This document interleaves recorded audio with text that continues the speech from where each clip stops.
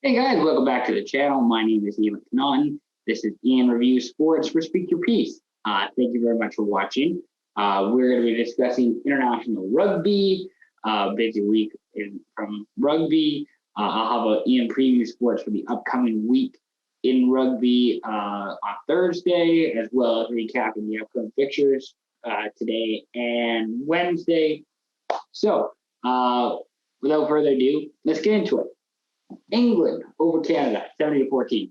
I watched this game from start to finish. It was not close whatsoever. 3 tries for Jamie Blaymire and Adam Radwin. Radwin had speed to burn, man. He had the roadrunner instinct in him. He was fast on the wing. Nobody was going to catch him. It's why he got 3 tries, because he was able to just get out onto the wings and just run away from everybody. So you love to see that if you're England. No tries for Canada in the second half. Canada was completely overmatched by the time the second half came around. It was not close. I mean, I think England put up a 40-piece before halftime. It was 42, I believe, to 14 at halftime, and then England scored an extra 30 points just because, for fun, because that's why we're playing. Marcus Smith called up to the British Irish Lions. That happened in the middle of this game. He went 9 for 9 on conversions on Saturday. Did a terrific job. Worthy of the Lions call-up. Congratulations to Marcus Smith. We'll talk about that later on. But really, in the England-Canada game, wasn't close. Canada was not as competitive as the Americans were the week before against England, and it showed, especially in the second half. Wales and Argentina tied at 20-20. It's a comeback win for Wales, who were down 6-13 at halftime. They didn't have a try in the first half, and they came back and salvaged a draw with Argentina at home. Juan Cruz Malia is going to be suspended for 3 games because of a dangerous tackle. That was a big takeaway from this game. It's the right call. It was a dangerous tackle. Malia should know better. Those are the kind of hits that you're trying to get out of rugby. Like that, I thought that was a textbook definition. And World Rugby is obviously making the effort to get rid of, high hits, dangerous tackles, hits to the head, all this sort of stuff. And Cruz Malia's hit definitely fit under those categories. I guess there's going to be an appeal process. I think he has up to 48 hours to appeal it. The suspension was handed down on Monday for myself, so you would think that he's gonna appeal it and they're gonna go through that process. But at the moment, he's suspended for 3 games. They're gonna rematch. They're gonna play again. There's a rematch Saturday, July 17th at Principality Stadium. 2 games for Wales and Argentina. This was the first one, and I guess this is the winner take all is gonna be on Saturday at Cardiff. So more incentive to watch, I guess.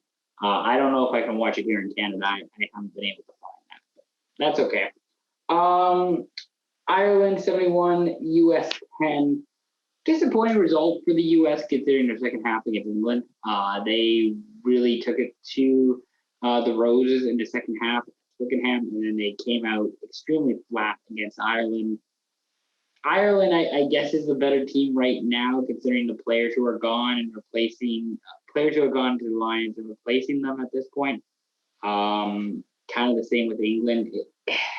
Ireland, of course, had a really good match with Japan the week before. They were coming off the high of that, took on the Americans, and the Americans were not even a threat from the start. Ronan Kelleher scored 4 tries for Ireland. He was tremendous in this game. He had like the Adam Radwin effect, just scoring a whole bunch of tries, making his team better. They're gonna play again. Those 2 teams, the Irish and the Americans, are gonna play October 30th in Las Vegas at Allegiant Stadium. I think the US Rugby is calling it the Halloween Bash or something along those lines.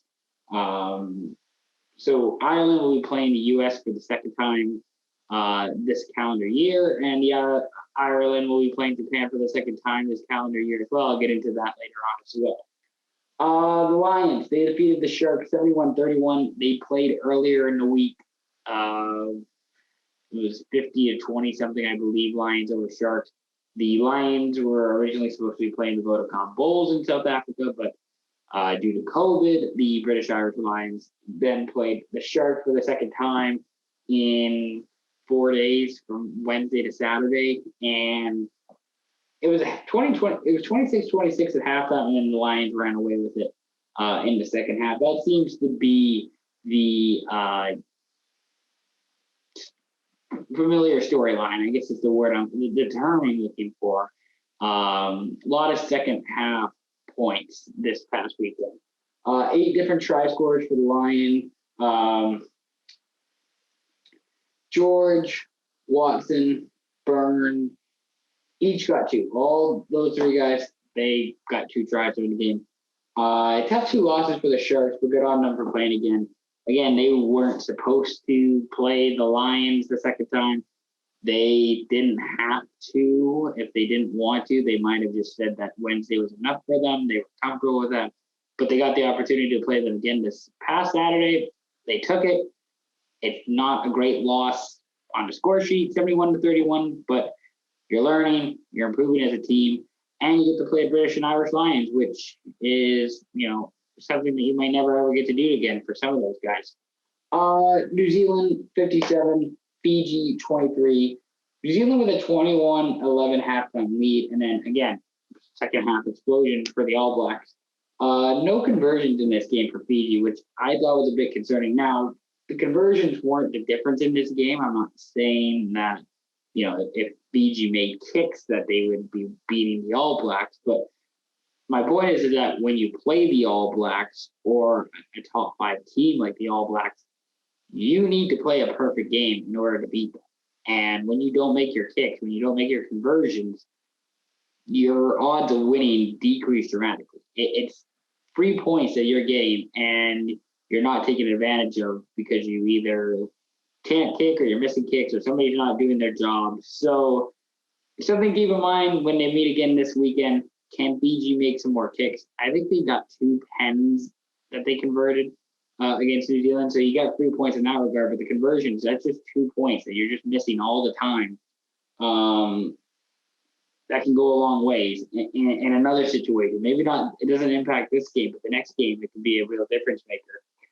4 tries for Dan Coles in 30 minutes. He came on in the, I think it was the 50th or 51st minute. He came on, played a noticeable game right away, had an immediate impact.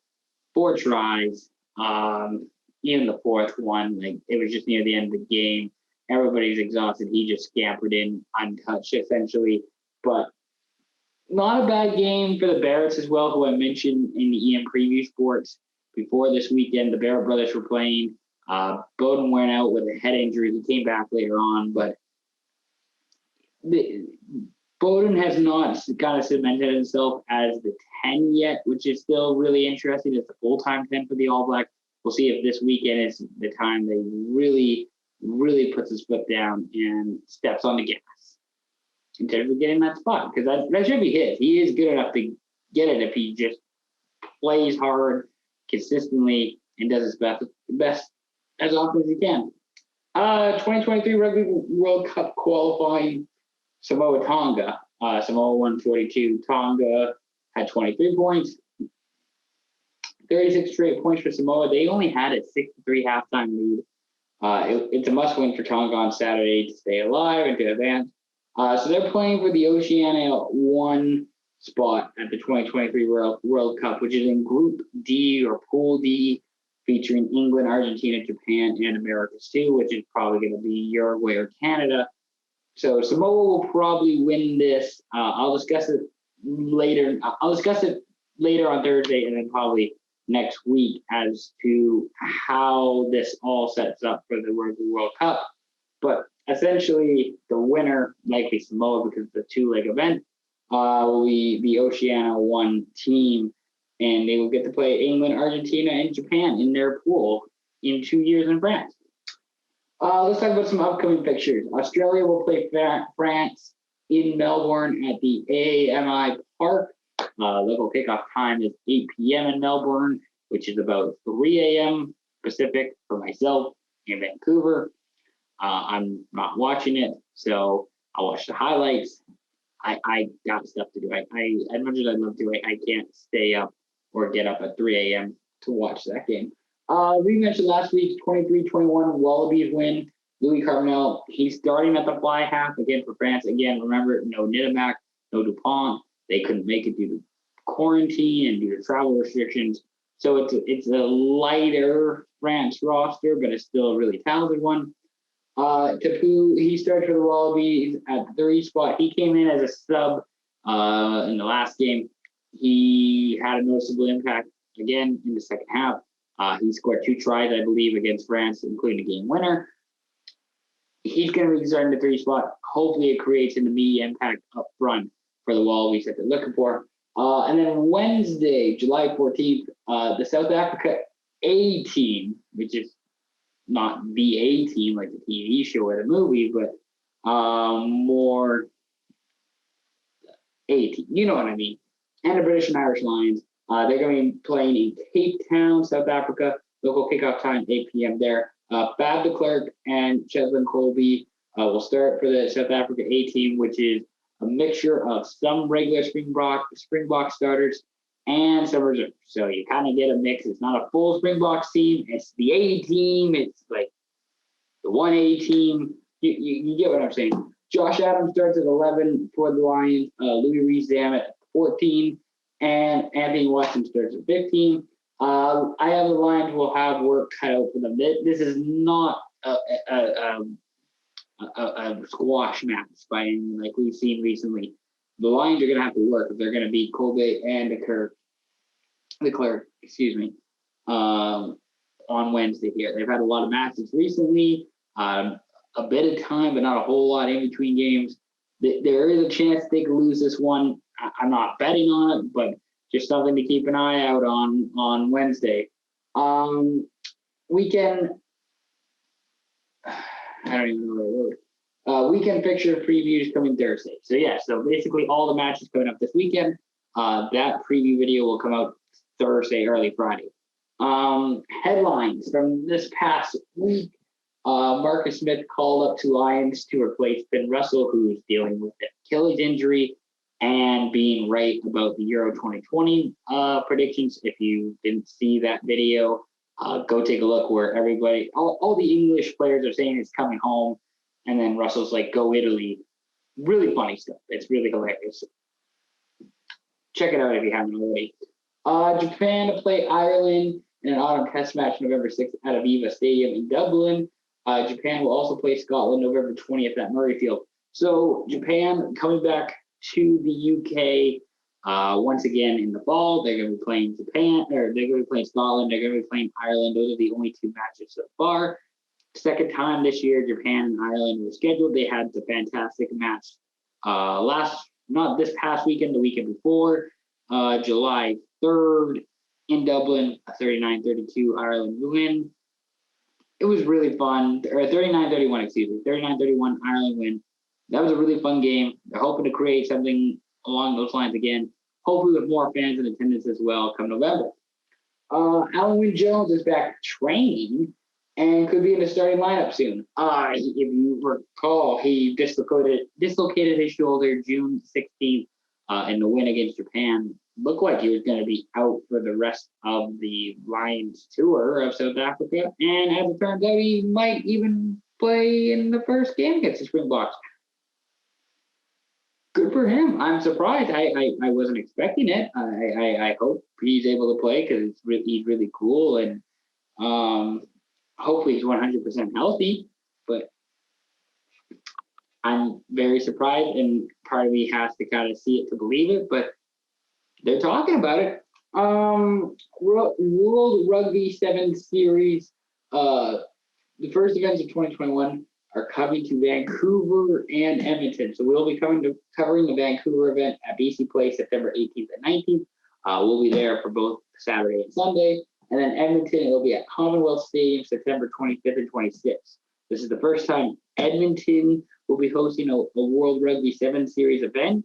So for all the people in Edmonton and Alberta, I highly suggest you go check it out. You go watch. It's a big party. There's a lot of great rugby. It's super fun. It's worth the price of admission for the 2 days. Go check it out if you haven't already. Other men's events for the rest of this year include Singapore, October 29th and 30th, Hong Kong, November 5th and 17th, Dubai, December 3rd and 4th. I feel like I'm missing Cape Town, December 10th and 12th. What I was going to say is that I felt like I was missing something. I felt like there was another event outside of these four that I was missing, but it's actually 6 men's and 4 women's. I got my math mixed up. So just to confirm, men's events, BC plays Vancouver, September 18th, 19th, Commonwealth Stadium in Edmonton, September 25th and 26th, Singapore, October 29th and 30th, Hong Kong, November 5th and 7th, Dubai, October 3rd and 4th, Cape Town, December 10th and 12th. Women's events, there's just 4 women's events scheduled for 2021. That includes Paris sometime in October, Hong Kong, November 5th through 7th, December 3rd through 4th in Dubai, and December 10th to 12th in Cape Town. That's all I have. Hopefully I didn't make too many mistakes, but I probably did, but that's okay. I'm still practicing. I'm still learning. I'm still figuring out. Probably should have had more water before I started doing this, but that's the price you pay. Thank you very much for watching. If you enjoyed this video, be sure to like it. If you didn't enjoy this video, if you didn't enjoy me making mistakes all the time, please let me know in the comment section below. But the most important thing is that if you like the channel, if you like the content we're putting out, be sure to subscribe to it. It's greatly appreciated. Thank you very much for watching. We'll talk to you again soon. Peace out.